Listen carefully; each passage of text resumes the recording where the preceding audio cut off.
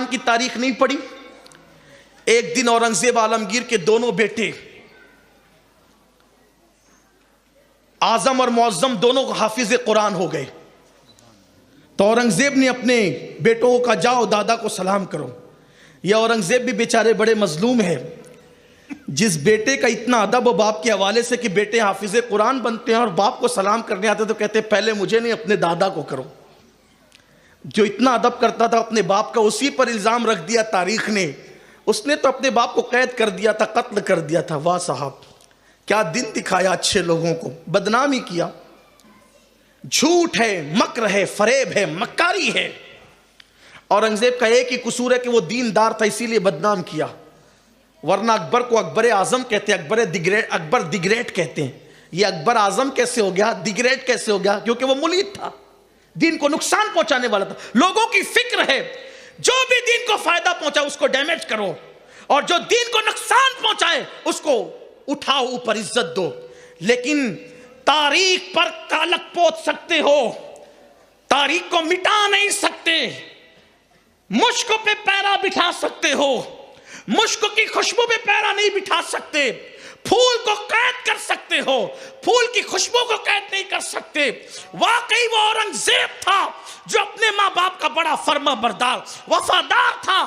کچھ سیاسی معاملات ضرور تھے, لیکن اورنگزیب جب خط لکھتا ہے اپنے باپ کو تو کن القابات سے لکھتا ہے؟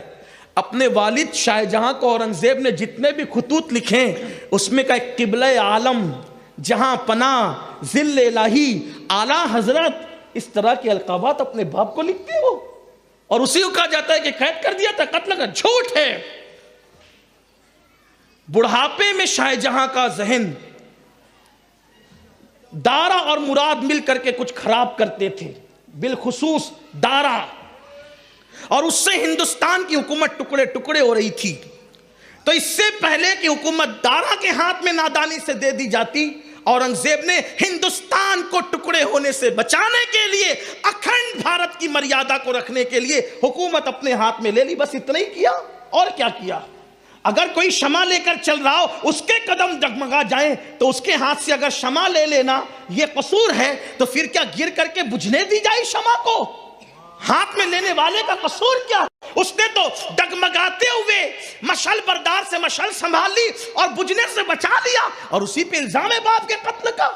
جھوٹ ہے. بہرحال اب دیکھو کتنا فرما بردار تھا سلطان محی الدین عالمگیر اورنگزیب, اپنے والد کے وہ کتنے فرما بردار.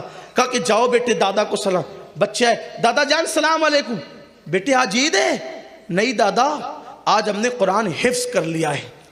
بادشاہ کے بیٹوں نے, بادشاہ کے پوتوں نے, مغل شہزادوں نے قرآن حفظ کر لیا ہے. کہا بیٹا جاؤ جاؤ یہاں سے. خوشی تو ہے لیکن اس سے زیادہ خوشی اس وقت ہوتی کیونکہ حدیث پاک ہے جس کا بیٹا حافظ قرآن ہوتا ہے اللہ اس کے باپ اور اس کی ماں کو قیامت کے دن وہ تاج پہنائے گا, جس تاج کی روشنی سے پورا محشر منور ہو جائے گا اور مستنیر ہو جائے گا. کاش میرا بیٹا حافظ ہوتا تو مجھے زیادہ خوشی ہوتی. یہ سعادت تو تیرے باپ کو ہے, جاؤ اپنے باپ کو سلام کرو. بچے آئے, منہ اتر گیا, چھوٹے چھوٹے تھے. دادا نے کیا کہا؟ کہا دادا کہتے ہیں یہ تو تمہارے باپ کی سعادت ہے, مجھے کیا ملنا ہے؟ میرا بیٹا بھی حافظ ہوتا تو یہ سعادت مجھے بھی ملتی. اورنگزیب اس کے بعد پھر باپ سے ملنے نہیں گئے, 6 مہینے تک ملنے نہیں گئے. 6 مہینے کے بعد ملنے گئے. کہا السلام علیکم ابا جان. کہا بیٹے آج سلام کی کوئی خاص وجہ؟ کہا ابا آپ نے کہا تھا نا جس کا بیٹا حافظ ہوتا ہے اس کے باپ کو قیامت کے دن تاج ملے گا, حضور کا فرمان ہے, اور آپ کا بیٹا حافظ نہیں. لیجئے اب آپ کا بیٹا بھی حافظ قرآن ہو کر کے آیا ہے, اور 6 مہینے میں حکومت سنبھالتے ہوئے میں نے قرآن مقدس پورا یاد کر لیا ہے.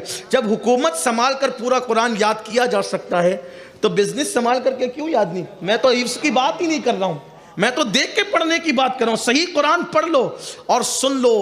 سب کی کتاب پڑھ رہے ہو, ذرا رب کی کتاب بھی پڑھو. یہ ایک کتاب ایسی شان والی کتاب ہے جس کو پکڑنا عبادت, جس کو چومنا عبادت, جس کو دیکھنا عبادت, جس کا احترام کرنا عبادت, جس کی تعظیم کرنا عبادت, جس کا احترام کے لیے ہٹ جانا اپنی جگہ سے وہ بھی جنت میں جانے کا ذریعہ. ایک بادشاہ تھا, بادشاہ مر گیا. بہت لوگوں پہ ظلم کیا تھا اس نے. مرنے کے بعد کسی نے خواب میں دیکھا وہ جنت کے باغوں میں ٹہل رہا ہے. کہا رے تو بڑا ظالم تھا. بادشاہ کا نام یاد آ رہا ہے لیکن لوں گا نہیں, اس لیے کہ نام لینے میں مجھے بڑی دقت ہوتی ہے, کیونکہ حقائق لوگ سننا نہیں چاہتے. جتنی سن لیتے ہیں وہ بھی چہرے پہ ناگواری کے ساتھ اتنی بول دیتا ہوں, جس کو سننے کے متحمل ہی نہیں, اس لیے نام نہیں لینا چاہتا. تو کہا کہ تو نے تو بڑے ظلم کیے, تو جنت میں کیسے؟ تو بادشاہ نے کہا ایک دن سفر میں تھا, ایک کمرے میں مجھے ٹھہرایا گیا, اس کی طاق میں پیروں کی طرف قرآن رکھا ہوا تھا اور پورے گھر میں ایک ہی طاق تھا, اس میں قرآن تھا. میں نے پیر پھیلائے چارپائی پر, سفر میں تھا, میری نظر پڑی قرآن, پیر سمیٹ لیے, صاحب خانہ کو بلایا اور بلا کر کہا قرآن ہے؟ ہاں قرآن ہے. اس کی طرف پیر جا رہے, حالانکہ اوپر تھا, پیر جا رہے اس کی طرف. تو کافر کوئی بات نہیں, قرآن اٹھا کر لے کر چلے جاتے, آرام سے سو جائیے. کہا واللہ میری وجہ سے قرآن جائے گا گھر سے, میری وجہ سے قرآن جائے گا گھر سے؟ نہیں, میری وجہ سے قرآن نہیں جائے گا, قرآن کی وجہ سے میں کمرہ خالی کروں گا, کیونکہ یہ اللہ کی کتاب ہے. قرآن جہاں تھا وہیں رہے گا, میں کمرہ خالی کروں گا. اور اس نے خالی کیا. جب مرا تو میرے اللہ کی طرف سے ندا آئی, تو نے میری کتاب کی عزت کی, اسی دن میں نے تیرے سارے گناہوں کو معاف کر دیا. یہ اللہ کی کتاب کی قدر کی برکت ہے. ڈاکٹر اقبال کہتے ہیں جو قوم قرآن کو تھام لیتی ہے, یہ کتاب وہ ہے کہ اپنے تھامنے والے کو کبھی گرنے نہیں دیتی. توجہ کرنا, جس کتاب کا گرنا مسلم امہ کو پسند نہیں, توجہ ہے آپ کی, جملے پر دھیان دیں, جس کتاب کا گرنا مسلمانوں کو پسند نہیں, اس کتاب کو تھامنے والے کا گرنا اللہ کو کیسے پسند آ سکتا ہے؟ پکڑو کتاب کو, تھامو کتاب کو, اللہ کی کتاب کی طرف آؤ. اور یہ وہ کتاب ہے جس سے رشتہ جوڑنے والا کبھی ذلیل نہیں ہوتا. تو اپنے بچوں کو قاری بناؤ, عالم بناؤ, حافظ بناؤ.